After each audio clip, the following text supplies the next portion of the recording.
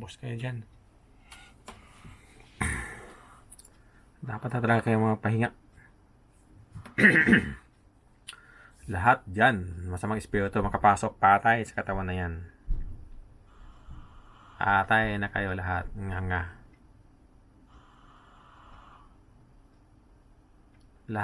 Lahat na higupin ngayon, mamamatay lahat sa katawan na yan. Magpaalam kayo sa mundo, ha? Mga masamang espiritu, mga taga-Japan na masamang espiritu, hindi magsalita. Ayan, mga kaibigan.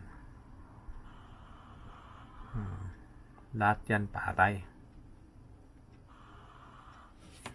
Masamang espiritu, mangkulam, masamang espiritu na mamahay sa katawan ng tao. Kailangan natin magdasal, palapit tayo sa Diyos para hindi tayo pamamahayan ng mga masamang espiritu, elemento sa katawan. Palapit tayo sa Diyos. Kung magdasal tayo, Ama namin lang talaga, titingala sa taas, sa Diyos Ama lang talaga tayo magdasal. Palapit tayo sa Diyos, lagi tayong bibindisyonan ng Diyos Ama natin. Hindi tayo mapasok ng masamang espiritu sa loob ng katawan ng tao. Sa katawan natin. Pinaliktad ko pala.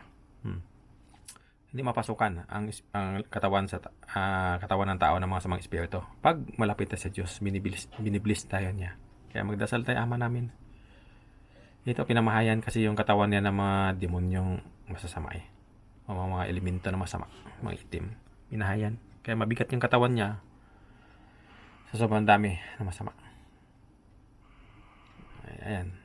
Ganyan mga kaibigan. Kaya pag may kulam, katakot ka sa liwanag. May mga masamang espiritu sa loob ng katawan, katakot ka sa liwanag. Ganun din siya. Wala siyang ilaw sa kwarto. Takot sa liwanag. Dahil sa masamang espiritu na mamahay sa katawan. Kaya mabigat yung katawan niya. Ngayon, ubos na. Patay na yan lahat. Nandun na sa impyerno. Maging malaya na to. Ganun yung mga kaibigan.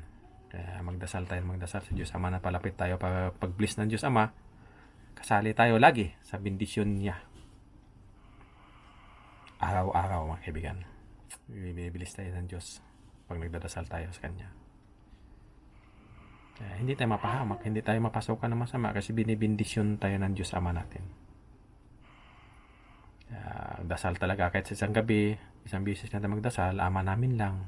Titingala sa taas. Diyos Ama lang talaga ng kataas-taasan, mapangyarihan sa lahat, may gawa sa langit sa lupa. Yun lang talagang dasalan natin. Yan taga din ang tamang pagtawag. Papakinggan tayo. Hindi walang mamamahay sa atin na masama.